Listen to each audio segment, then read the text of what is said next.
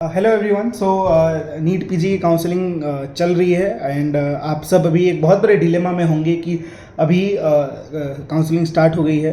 मुझे जो रैंक आया है उस रैंक पे मुझे अपना कोई सब्जेक्ट उठाना है, नहीं उठाना है, अगर उठाना है तो कौन सा सब्जेक्ट उठाना है। तो ये बहुत ही टफ फेज होता है किसी भी एक नीट पीजी एस्पिरेंट के लाइफ में, जब वो डिसाइड नहीं कर पाता। बिकॉज ये जो टाइम है ना, सबसे इंपॉर्टेंट इसमें क्या होता है कि आप सही डिसीजन ले रहे हैं या नहीं ले रहे हैं। ठीक है, इधर आपके डिसीजन से डिसाइड करते हैं कि आप आगे जाके क्या करोगे क्या नहीं करोगे। ठीक है, थोड़ा क्लैरिफाई करने की कोशिश कर रहा हूँ मैं। आई होप ये आपके लिए यूज़फुल हो।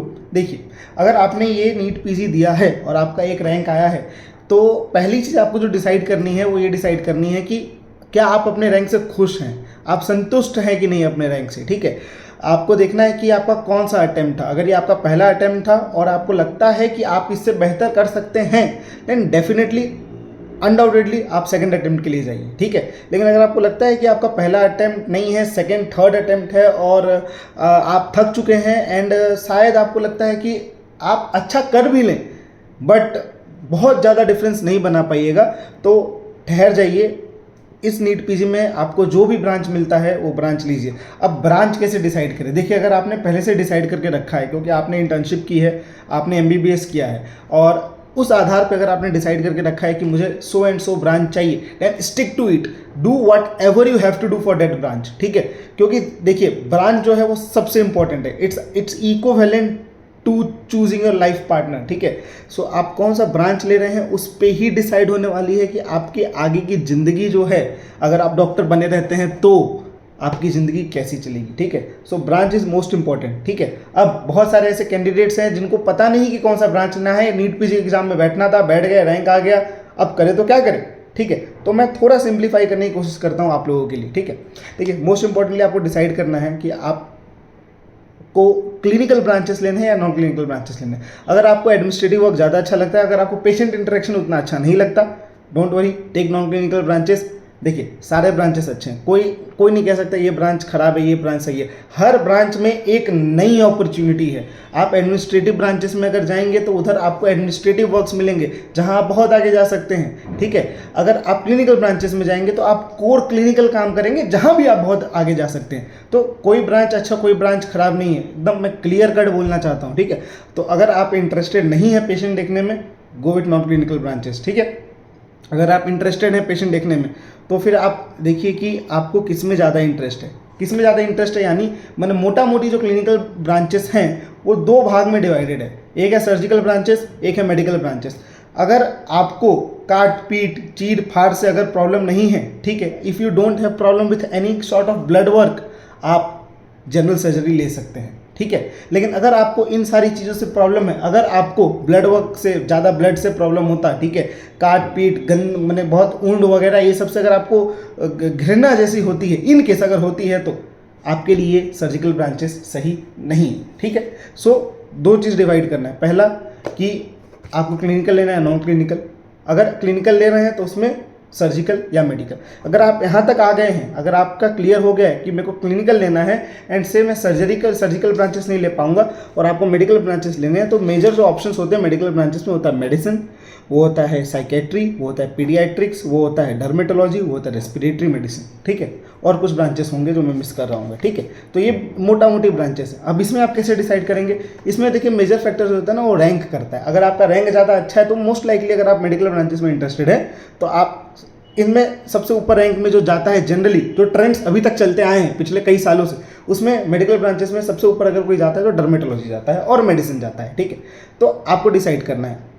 लाइफस्टाइल, आपको आगे चल के कैसा लाइफ चाहिए उस पर भी निर्भर करता है। अगर आपको एकदम चिल जिंदगी चाहिए, मतलब कि आपको सिर्फ ओपीडी निकाल के अगर आपको अपनी ज़िंदगी बितानी है, तो डर्मेटोलॉजी सही ब्रांच है। अगर आपका रैंक अच्छा आया है आपको मिल जाएगा। ठीक है, अगर वो नहीं, अगर आपको पेशेंट को एकदम कोर में डिटेल में जानना है, अच्छा आपका जो एनालिटिक्स अच्छी है आपकी, ठीक है, अगर आप कोरिलेट कर पाते हैं चीज़ों को, ठीक है, अगर आपको थोड़ा मिस्ट्री सॉल्व करना अच्छा लगता, आप मेडिसिन ले सकते हैं, ठीक है। इसमें आपको डायग्नोसिस खोजना पड़ेगा, उसमें आपको ट्रीटमेंट खोजना पड़ेगा, बट आपकी लाइफ थोड़ी बिजी रहेगी as compare to a psychiatrist और as compare to a dermatologist और as compare to even respiratory medicine और से पीडियाट्रिक्स रेजिडेंट।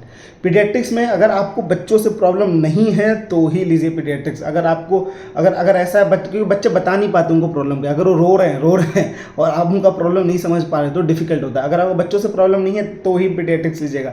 अगर बच्चे के रोने गाने से प्रॉब्लम है, डू नॉट टेक। अगर आप में पेशेंस नहीं है, डू नॉट टेक पीडियाट्रिक्स, ठीक है। इतना क्लियर हो गया। चलिए, अगर मेडिकल ब्रांचेस के तो क्लियर हो गए बात। सर्जिकल ब्रांचेस पे आ जाते हैं। सर्जिकल ब्रांचेस में देखिए क्या है, मेजर जो ब्रांचेस हैं वो है general surgery, orthopaedics, obstetrics and gynaecology, ENT and ophthalmology. तो सिंपल सी बात है भैया, आपका इसमें रैंक उतना डिसाइडिंग फैक्टर नहीं होता, बट इसमें आपका इंटरेस्ट यानी क्या से, अगर आपने नीट पीजी का एग्ज़ाम दिया और आपको लगता है कि आप एक और एग्ज़ाम इस टाइप का देने के लिए इन फ्यूचर रेडी हो सकते हैं, then you can go for general surgery. Because general surgery आज की डेट में सुपर स्पेशलिटी करना ऑलमोस्ट कंपलसरी हो चुका है। बिकॉज बहुत सारे कॉलेजेस में जो जनरल सर्जरी का एक्सपोजर है लोगों को करना पड़ रहा है सुपर स्पेशलिटी, ठीक है। बिकॉज एंड प्रोस्पेक्ट्स भी बहुत ज़्यादा खुल जाते हैं अगर आप सुपर स्पेशलिटी करते हैं तो आपको ध्यान में रखना है कि आप कर पाएंगे, एक और एंट्रेंस एग्जाम दे पाएंगे तो जी जरूर जनरल सर्जरी में चले जाइए, ठीक है। नेक्स्ट है ऑर्थोपेडिक्स। ऑर्थोपेडिक्स एक बहुत ही स्पेशलाइज्ड ब्रांच है, ठीक है। एंड ऑर्थोपेडिक्स आप तभी करिए अगर आपको ग्रॉस चीज़ों से अगर आपको प्रॉब्लम नहीं है, gross cutting, amputations and all, RTA, crush injuries से अगर आपको प्रॉब्लम नहीं है, यू कैन डू ऑर्थोपेडिक्स। बहुत अच्छे रिटर्न्स हैं इस ब्रांच में। आप अगर करना चाहें definitely you can go forward to it, but yes keep in mind the things which I said before. Next is obstetrics and gynaecology. Very hectic life हर सर्जिकल ब्रांच में है, ठीक है। सर्जिकल ब्रांचेस की जो लाइफ है वो medical branches से ज़्यादा हेक्टिक है, ये आप मान लीजिए। क्योंकि मेडिकल ब्रांचेस में क्या करते हो, पेशेंट देखते, पेशेंट का इलाज बताते, वार्ड करते, ओपीडी करते और माइनर प्रोसीजर्स करते। बट सर्जिकल ब्रांचेस में आप वार्ड करेंगे, आप ओपीडी करेंगे और साथ में आप सर्जरी भी करेंगे, ठीक है। आप ऑपरेशन थिएटर में 10-10 घंटे, 8-8 घंटे खड़े रहेंगे, ठीक है। सो सर्जिकल ब्रांचेस जितने भी हैं वो ज़्यादा डिमांडिंग है, ठीक है। ये बात पहले दिमाग में रख लीजिए। बट कंपेयर जब की जाए सर्जिकल और मेडिकल में तो सर्जिकल ब्रांचेस हाई रिवॉर्डिंग भी है, मतलब कि इनकम के जो चांसेस हैं वो मेडिकल ब्रांचेस से थोड़े ज़्यादा तो सर्जिकल ब्रांचेस में रहते ही हैं, ठीक है।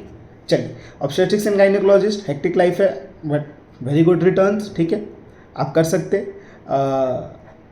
ईएनटी एंड ऑप्थेल्मोलॉजी, अगर आपको बारीक काम करने में अगर प्रॉब्लम नहीं है, आप अगर कर सकते हैं और आपको सर्जिकल ब्रांचेस में इंटरेस्ट है, you can go ahead with ophthalmology and ENT, ठीक है। सो बस एक फ्लो चार्ट बना लीजिए आप दिमाग में, ठीक है। आपको क्लिनिकल करना है, नॉन क्लिनिकल करना है। क्लिनिकल करना है तो उसमें मेडिकल करना है, सर्जिकल करना है। मेडिकल करना है तो उसमें कैसी लाइफस्टाइल चाहिए आपको, और अगर आपको सर्जिकल करना है तो उसमें आपको कैसी लाइफस्टाइल चाहिए, ठीक है। उस हिसाब से आप ब्रांच डिसाइड कर सकते हैं। देखिए, डिसाइड आपको करना है, ठीक है। आपको डिसाइड करना है कि आपकी आगे की ज़िंदगी कैसी होगी, ठीक है। ये मौका है, इस मौके को छोड़िए मत। बहुत सोच समझ के एक चॉइस फिल आप करिए, बिल्कुल सही चॉइस फिल करिए, ठीक है। आगे की वीडियोज़ में बताऊंगा, जिसमें मैं बताऊंगा कि और कौन कौन से फैक्टर्स आपको देखने चाहिए जब आप काउंसलिंग में बैठे, ठीक है। I hope you will be staying tuned with me and I hope I could be of some help to you, ठीक है। All the best for your counselling, all the very best.